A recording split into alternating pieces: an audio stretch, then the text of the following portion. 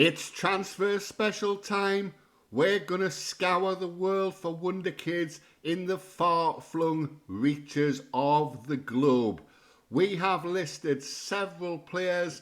There's a lot of players going out. There's a lot of players going in. And hopefully we're going to make some money and be able to strengthen the first team squad as well.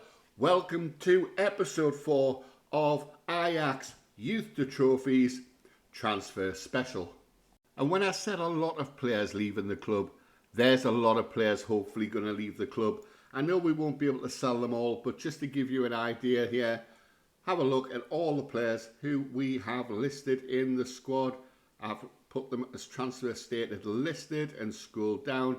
You can see there that there's a lot of players there. So in total, 39 players on the transfer list. We won't get rid of all of them, but if we can get rid of quite a few, that's certainly going to bring some revenue into the club. And speaking of finances, we have 61 million in the bank, nearly 62 million. The budget is set, I think it was at about 16 million, but we have done a little bit of business, and a wage budget of 66.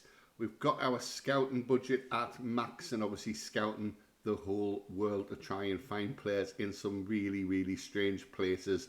So there's a little bit of money to spend, not a fantastic amount. Again, possibly going to have to do some deals with add-ons, but we have 39 players transfer listed. If we can get them off the wage budget and we can bring some money in, then we can certainly go out and spend quite a lot of cash and strengthen the first team and obviously the Wonderkids of the future. Already done a couple of little deals, nothing really to shout home about.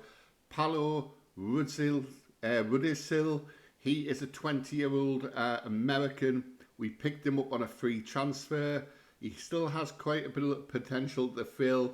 He's worth 130k at the moment. If he doesn't develop in the next season or so, we'll move him on and we'll sell him on for, I would imagine, at least a couple of £100,000 profit. So really it's a deal just for the future, I would think, just to sell on. And Gabriel Youngins, he comes in as well. Again, he's 20-year-old. He's a striker. Brought him in as a backup. He's only worth 40k. He probably won't cut the mustard. But again, just somebody we brought in on a free transfer. So the first main signing, all being well, to come into the club is going to be Thomas Shorey. Now, I did sign him on my Chelsea save a little while ago, and you're probably thinking, what you're signing him for? He's not a wonder kid. He's 31. He's at the opposite end of his career. I'll tell you exactly why I've signed him. We are short on strikers, and we're also short on somebody who's got a good finishing and good heading ability, somebody that we can put across into the box and float it in, and he can win the header in the air and get some goals. And I strongly believe that he can get 20 to 25 goals this season. If you have a look at him, 16 finishing, 17 heading, 17 bravery, so he'll stick his head in where he shouldn't. Off the ball, 16 as well. Balance, jump and reach, both 18s, and strength, 19. He's 6'6". He's got a very weak left foot, which isn't going to improve. However, he is very strong with his right foot. He's not going to play every game. He's probably going to be a rotation option and a substitution option. So if he doesn't start, he'll come off the bench. If he does start, he'll probably then be replaced by another striker. We have got a couple of young strikers that we're looking at now. Our scouts are scouting at the moment. I'm waiting for those reports coming back, because what I want is I want a third striker as a young option as well to bring in when we're playing rotated teams and we're playing lesser teams in the cup and the league competitions, and of course Europe as well. So this is how I go through and look at where I need to strengthen the team, and there's several people do it different ways, and I'm not saying this is the perfect way of doing it by any means, but we'll start off with the goalkeeping situation, which I think we're quite strong at. So we've got Tomoki here, who is our #1 goalkeeper, hopefully starting this season. You can see there he's a really good goalkeeper. I'm really pleased with him. And as a backup and a rotation option, we have Asako as well. And Asako had played a lot of games last season, so they're probably both going to fight it out for that #1 spot. We are getting rid of Martin Pearce. He's listed. The goalkeeper there, Jaros, who played a little bit at the start of last season, he is going back to his club from his loan spell. And we brought Farron in, and he looks like he has got a lot of potential. So there's the three goalkeepers. We're very strong in that department. We have a lot of young goalkeepers here as well. So I don't think the goalkeeping situation really needs to be looked at for the time being. Should a world-class goalkeeper come up on a free transfer and we can afford him, probably will do that. But it's not an area that I'm looking to massively strengthen. And especially since we have had our youth intake as well, and we have had Delaney come in as well through the youth intake. So there you go. So left back position, again, we're looking not too bad. Bass played quite a lot of games last season. He's 23-year-old. He probably still can improve slightly, as you see there. He is improving. He has still got a couple of years left on his contract, so we'll probably look at getting that contract extended as soon as possible. We've got Tomiyasu, who plays on the right, but he can potentially play on the left. He's fairly strong there. Not his natural position, but he's cover if we need it. And Zinchenko, who's 29, who is a proven top-class player. We've got him as well, so plenty cover in the left-back positions. We also have quite a few players listed here. In terms of youth coming through, well, we have a couple of players here in Jetin and Mokio, but Mokio is more of a defensive midfielder, if you like. Maybe look at try and strengthen by bringing in a couple of young players on the left-hand side. That might be an option. But in terms of first teamers, we've got two there, and we've also got Tomiyasu who can play there as cover. So there's three. So we're well-rounded in that department. Now to the right backs, and I think this is probably where we do need a little bit of backup because, as I said before, Tomiyasu plays there naturally. We do have Gay, who is listed. I don't think he's going to improve. I think we just need to cash in on him. Russ is on loan, but we've listed him. So when you look at the players who aren't listed, there's not many of them. So backup at the moment really would be Bruno. So Bruno Ogbus, he is more of a central defender, but he can play in that role. He's got acceleration, agility, so he's got the stats there. But I think he's going to be brought through to be a central defender playing on the right-hand side of central defence.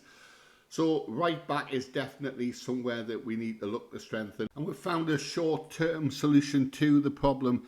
Emil Kraft can play central defence and he also plays on the right. He's more natural on the right. He can switch over to the left as well. He has done that for Newcastle, but he's very weak on his left foot, so has to cut inside. He's available on a free transfer when his contract expires at Newcastle at the end of the month.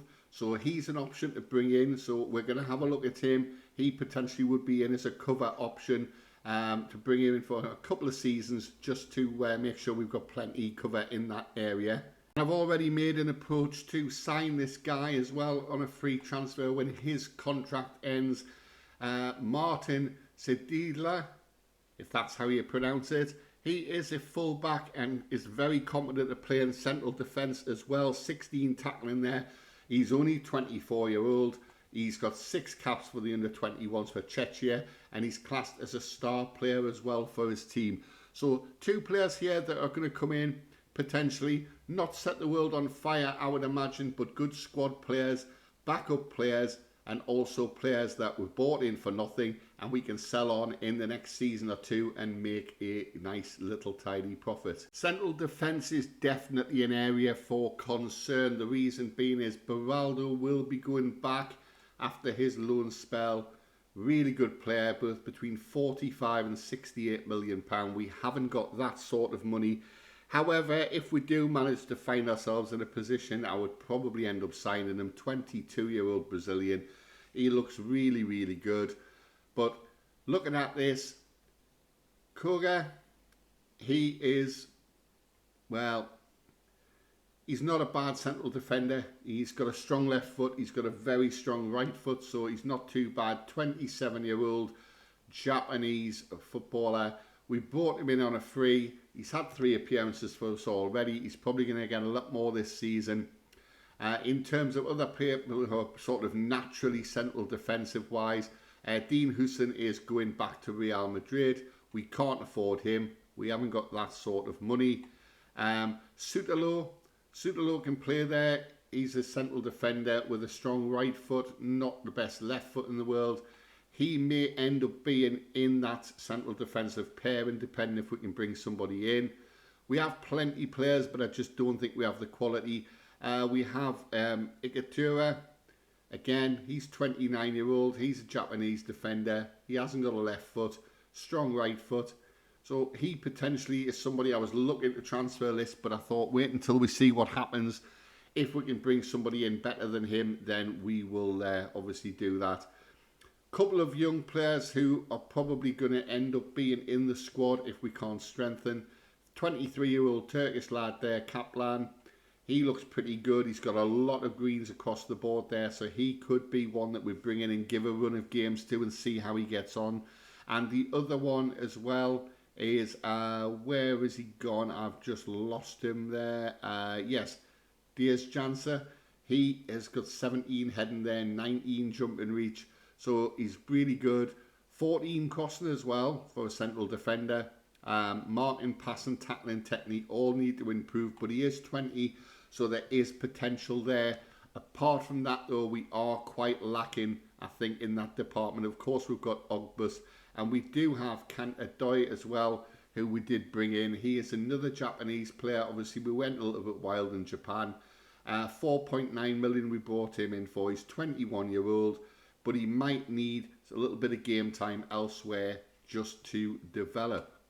Now again, this guy isn't a wonder kid, but he's going to strengthen the squad for the next couple of seasons while these wonder kids come through, and he is Ueda.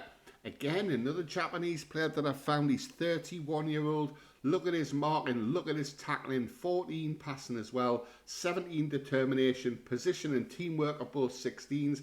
17 natural fitness as well, so he's not going to decline for a little while. He's joining us on a free, so again, bargain, because I guarantee you when he comes in, if after a season or so we can move him on for profit, we certainly will, and I think we'll get a good profit from this guy. Now I've found the ultimate wonder kid here. This kid is only 15-year-old. He's came through the youth system here at Bologna under 18s. He's already worth between 27 and 39 million pound. I would potentially try and do an instalment deal to bring him in. Look at all of this. Look at everything over 10s at the moment at this young age. Look at the mentals. They're fantastic. Yes, he's got a lot of mentals here to grow as well, but with the right mentoring, he will. He's a perfectionist personality. He's 6'1". He's got 16 pace as well as a left defender.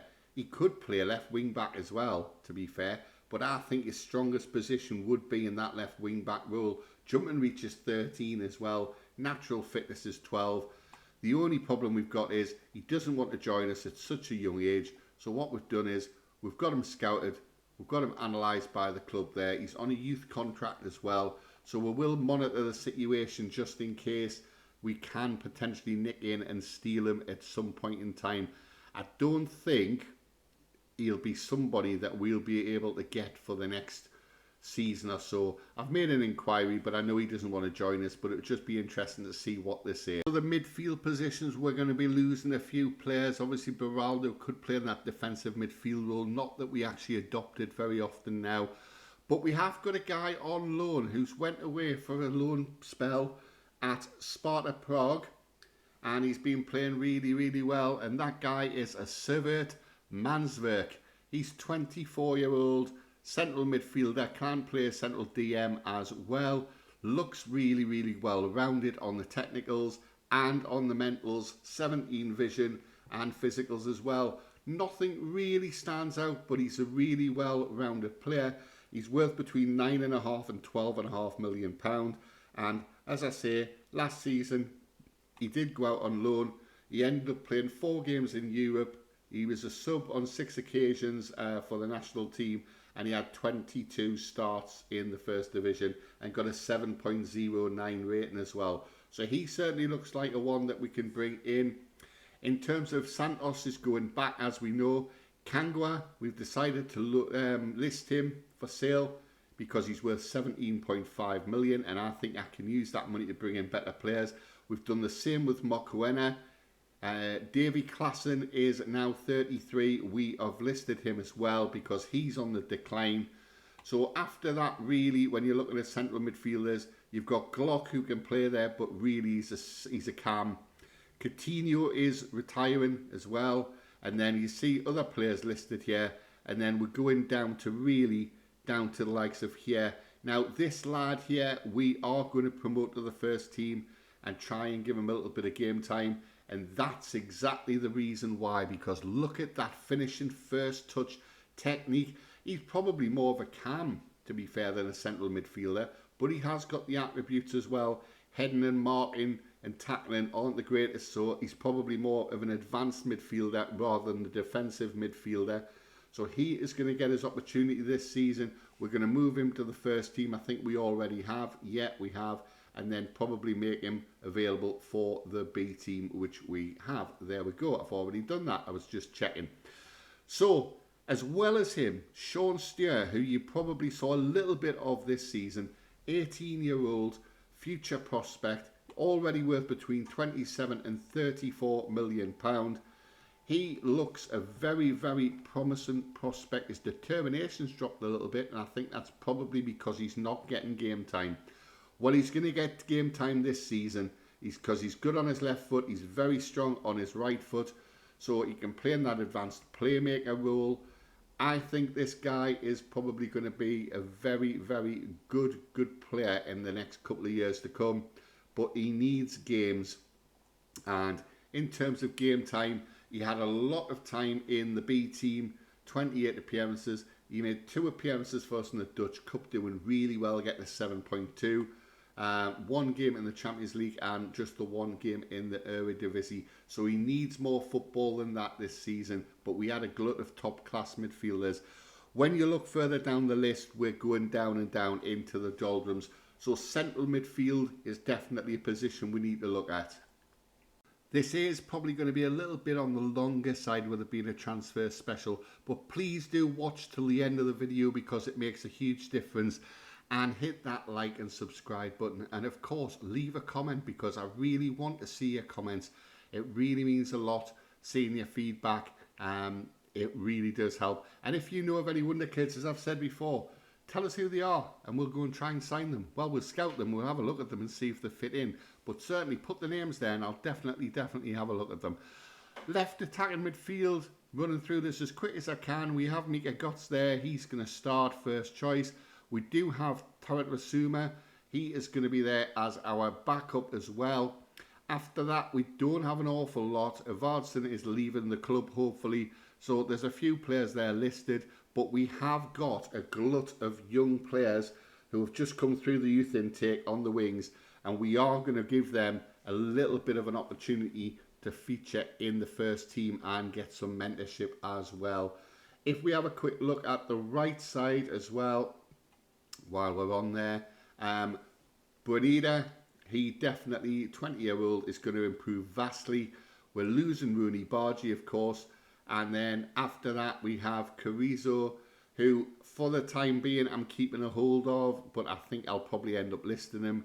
Gutan, who is 27. He's a very good player looking at him with all of those greens, but unfortunately, there's a lot of areas where he's just sadly lacking, and those are the areas that mean he is not going to be anything more than a bit part player, probably a backup in the cam role more than anything else this season.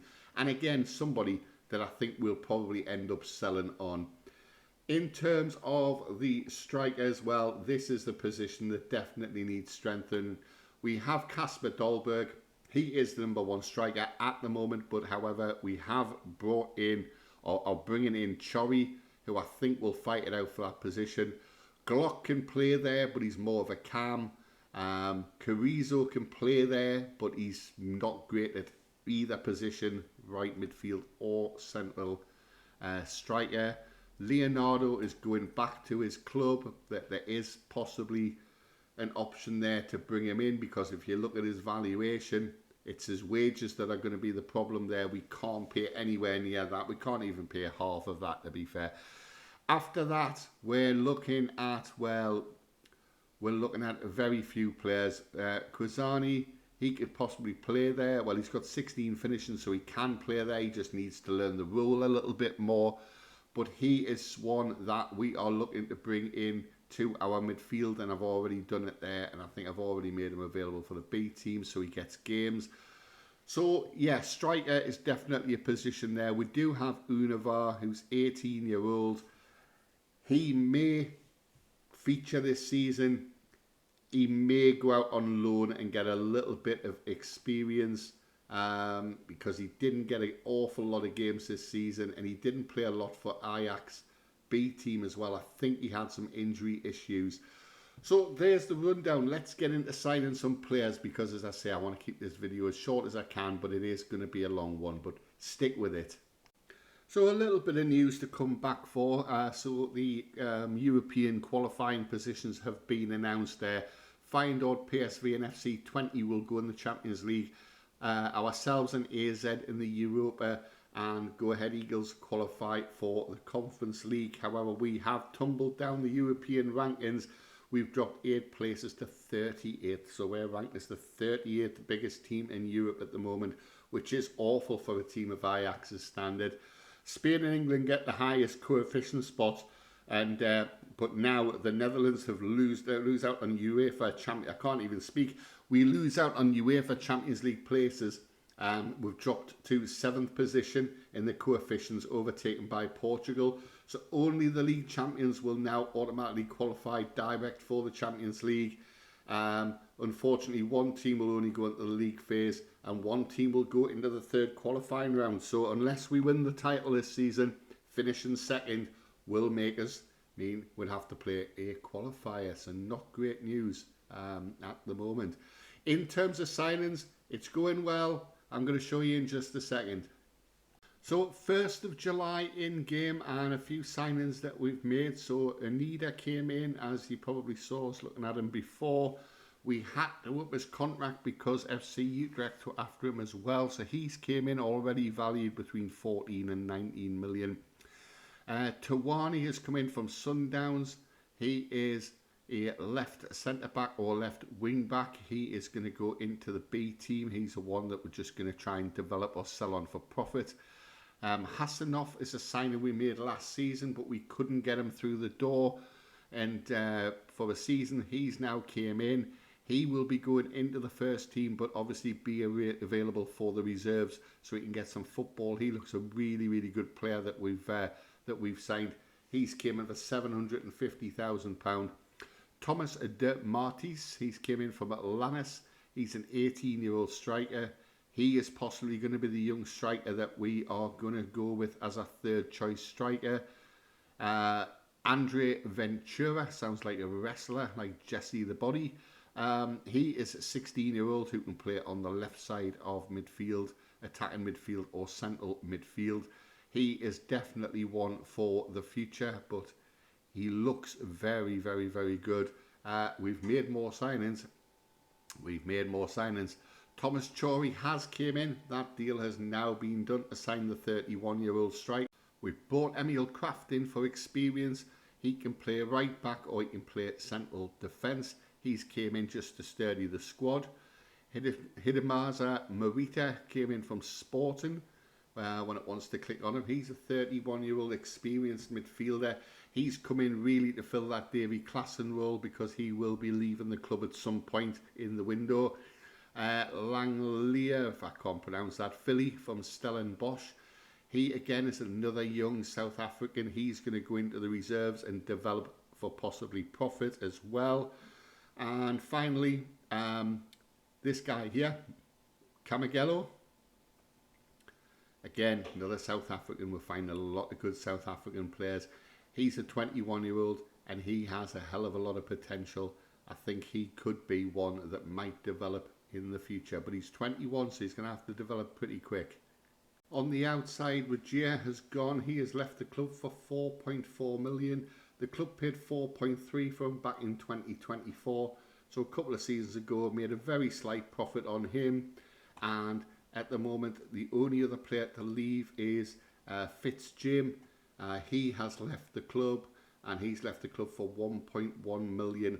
So not a massive amount in the coffers as things stand, but 13.45 million after we've signed those players. The wage bill does need a little bit of attention though, because we have gone over the wage bill.